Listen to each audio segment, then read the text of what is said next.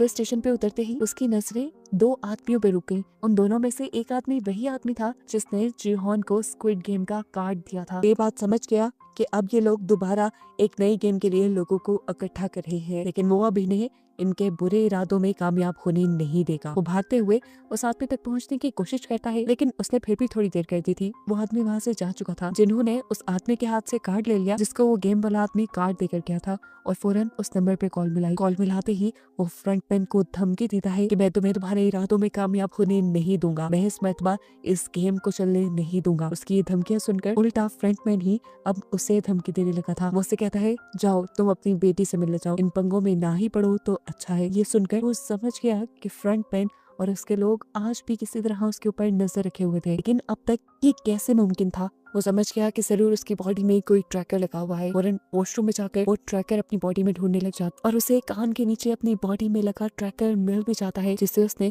एक कटर से कट करके निकाल दिया। सीन कट हो गई। यहाँ हमने जुनहो को देखा जिससे लास्ट सीजन में फ्रंटमैन यानी उसके अपने भाई ने पानी में गिरा दिया था। पता चला कि उसे पानी से एक फिशरमैन ने रेस्क्यू कर लिया था और अब वो हॉस्पिटल में एडमिट था। काफी दिन गुजरने के बाद जिन्हो को इस टाइम होश आया है। दूसरी तरफ जीहोन जिसने अपनी बॉडी से ट्रैकर निकाला है, ट्रैकर निकालने के बाद वो अंडरग्राउंड हो गया ताकि स्क्विड गेम वाले उसे ट्रैक न कर पाए, जिसके बाद लगभग 2 माह का वक्त सीजन में गुजार दिया गया और हमें जिन्हो को दिखाया गया जो अभी तक अपने भाई को ढूंढ रहा है और ट्रैफिक पुलिस में है। अपने भाई को ढूंढने के साथ साथ उसका दूसरा मिशन स्क्विड गेम को बंद करने का भी बन गया था, क्योंकि उसने भी देखा था कि कैसे स्क्विड गेम में बेदर्दी से लोगों को मार दिया जाता था। वो जब ये केस अपने सीनियर से डिस्कस करने लगा तो किसी ने उसकी बात नहीं मानी, क्योंकि जब जिन्हो ने उस गेम के बारे में सारे सबूत इन लोगों को उस आइलैंड से सेंड किए थे तो वो इन लोगों तक पहुंच ही नहीं पाए थे और ऐसे सबने मान लिया था कि जिन्हो झूठ बोल रहा है। सीन कट होकर हमें जीहोन को दिखाया गया जिसे अब फ्रंटमैन ने ट्रैक कर लिया था। फ्रंटमैन उसका दरवाजा नॉक करता है। डरते हुए जब जीहोन ने दरवाजा खोला तो फ्रंटमैन 2 कटे हुए सर उसके सामने लेके आया, जिनकी आंखें एकदम से खुल गई